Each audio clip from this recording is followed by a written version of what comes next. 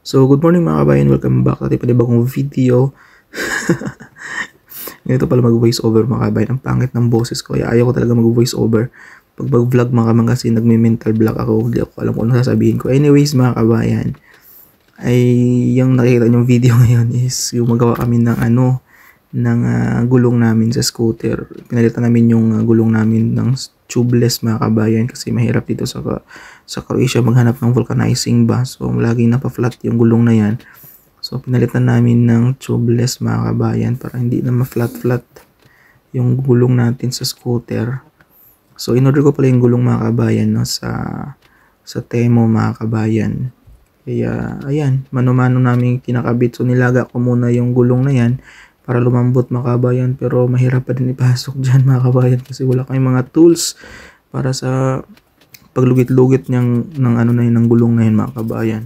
So anyways mga pag-uusapan din natin yung mga Pilipino na refuse ng kanilang mga employer at nag-airport to airport base lang mga kabayan, no? So nag-travel na sila to Croatia mga kabayan. If nakita niyo po yung sa community post ko na comment ni kabayan regarding doon is wala pa yung specific na details mga kabayan, hindi pa na ma-verify yung kung ano yung agency na yun mga kabayan. But pag-uusapan natin yun kung anong mga nangyayari, no, na naganap doon mga kabayan. So yun na nga, nauwi na sila sa Pilipinas mga kabayan, pero nakarating na sila dito sa Croatia.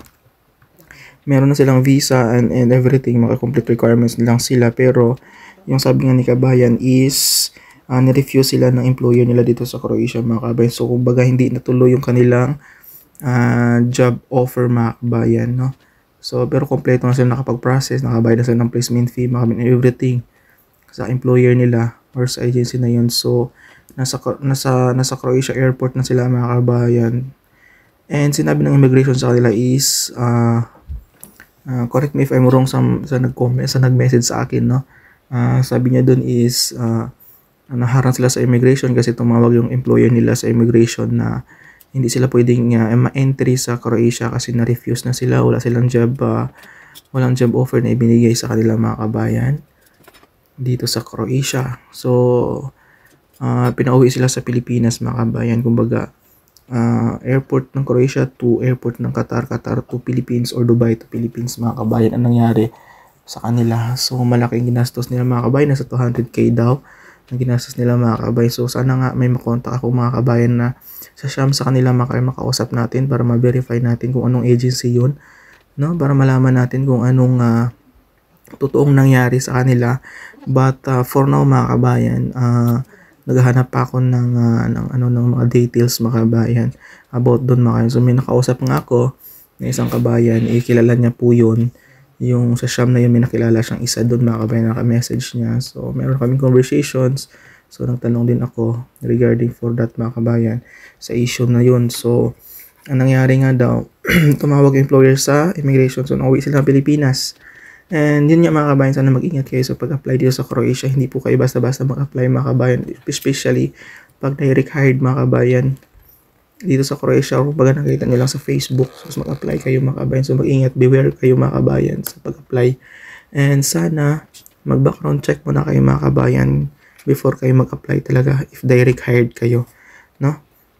So totoo naman nabigyan sila ng working permit and visa mga kabayan, but sometimes nga yung mga taga dito, no, so kung nakuha nila yung pera mga kabayan, wala palang maibigay na trabaho sa inyo pagdating sa Croatia. So ayun, na-refuse nga. Kaya before kayo mag-apply mga kabayan sa agency, i-verify nyo muna yung agency na yun or ang employer na yun mga kabayan kung legit ba or hindi. So kailangan meron kayong matanungan, research kayo ng company mga kabayan, search yung company kung legit o hindi. Magtanong kayo ng mga taga dito sa Croatia na kasi mostly dito mga kabayan is alam na yung mga nangyayari sa Croatia. And ayun na nga, tapos nagtanong din ako sa lokal na kaibigan ko na mayroong agency dito if there is any possible ba na pwede silang maka-apply ulit dito sa Croatia or magamit nila yung kanilang visa mga kabayan na nakuha nila sa before na employer nila. So ang sabi sa akin is hindi na pwede magamit yun. So, kailangan nilang mag-apply ulit ng panibagong working permit and working visa mga kabayan. So, wala talagang chance na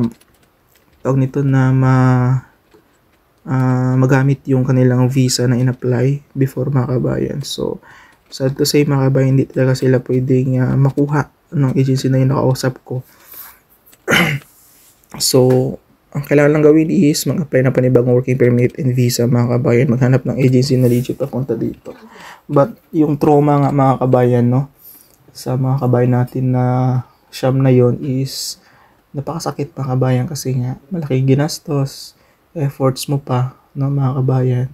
So ang nangyari is walang napala doon sa ginastos at saka efforts nila mga kabayan, na sana nandito sila sa Croatia, no, last week.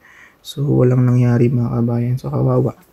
So at ngayon, ayun nga, wala akong may contact doon sa kanila. Yung isang kabayan lang, sabi ko gusto kong hingin yung Facebook ng isang kabayan para makausap natin kung ano nangyari talaga. So ayun lang, bibay lang kayo mga kabayan sa pag-apply sa Croatia kasi nga naging mahigpit na din yung law ng Croatia, no? Kasi nga nung nag-start ng Schengen ni Croatia mga kabayan, nung nag-part na siya ng Europe mga kabayan, ng EU pala, or part na siya ng Schengen, naging mahigpit na siya mga kabayan about sa mga foreign workers na papasok dito sa Croatia. So hindi na basta-basta. Kagaya ng mga kabayan, yung ma-expired yung working permit nyo within 1 day mga kabayan, hindi na kayo pwedeng kumuha ng panibagong working permit. Mag-exit muna kayo ng Croatia or non-EU countries mga kabayan, or makahanap kayo ng employee na sasalo sa inyo dito sa Croatia para mabigyan kayo ng panibagong working permit. So pag ma-expired na yun mga kabayan, so exit talaga kayo ng Croatia mga kabayan, hindi kayo bibigyan ng panibagong working permit ng police mga kabayan or sa ministry ng Croatia. And meron din kaming kasama na galing sa Paris mga kabayan, no, na bumalik dito sa Croatia, nag-runaway siya mga kabayan.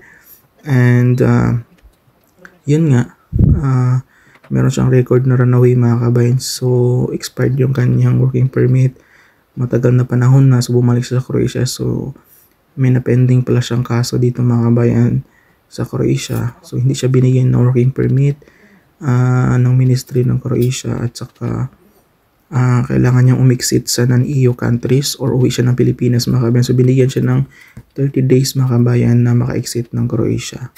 So ayun na nga, kaya minsan huwag tayo padalos-dalos sa mga natin, bugso ng damdamin mga kabayan, no? Bugso ng isip na mag-cross country or mag-run away sa mga employer natin, kasi meron talagang kaso dito pag gusto mo bumalik sa Croatia. Meron kang kasong runaway mga kabayan, and penalty na 600 euro mga kabayan yung penalty. So medyo malaki yan, mabigat sa bulsa. Okay lang sana kung may ipon ka kung saang bansa ka nag-runaway mga kabayan, no? So kung wala kang ipon mga kabayan doon sa bansang runaway, wala kang maitusto sa sarili mo, uwi ka ng Pilipinas na wala kang dala mga kabayan. So mag-ingat kayo, kasi nagigpit na yung Croatia regarding for that para sa mga foreign worker.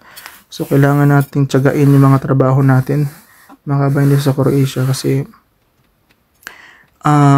hindi naman nabang buhay maliit yung sahod dito. Kumbaga time by time mga kabayan, tataas yung sahod dito sa Croatia kasi medyo nagmahal din yung mga bilihin, no? And ang maganda lang dito is libre lahat, bahay, pagkain mga kabayan, if nagtatrabaho ka sa mga island hospitality mga kabayan. Regardless lang sa work, mga factory worker o skilled worker natin, hindi sila libre, pero meron sila mga food allowance mga kabayan. So ayun na nga, tingnan yung itsura ko dyan, pahirap na dyan sa paglagay ng gulong mga kabayan. Yung pinakamahirap yung sa likod mga kabayan, kasi matigas yung gulong na yan. So ayun na nga mga kabayan, kung meron kayong mga katanungan sa akin mga kabayan, comment na kayo down below mga kabayan, or mag-message kayo sa akin sa Ilonggo Bizdoc in Europe Facebook page. Reply ko kayo doon mga kabayan kung meron kayong mga suggestions mga kabayan.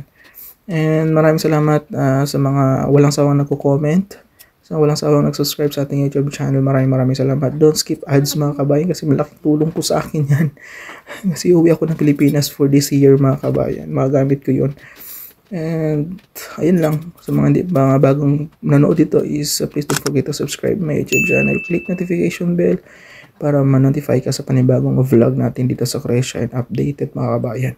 So sana ma-update yun doon sa mga kabayan na yun mga kabayan, no, na na nangyari sa kanila. Sana may makausap tayo. So ito lang mga kabayan, and see you around here in Croatia. Good luck po sa mga aplikante. Ingat po tayo sa pag-apply. God bless po. Ciao.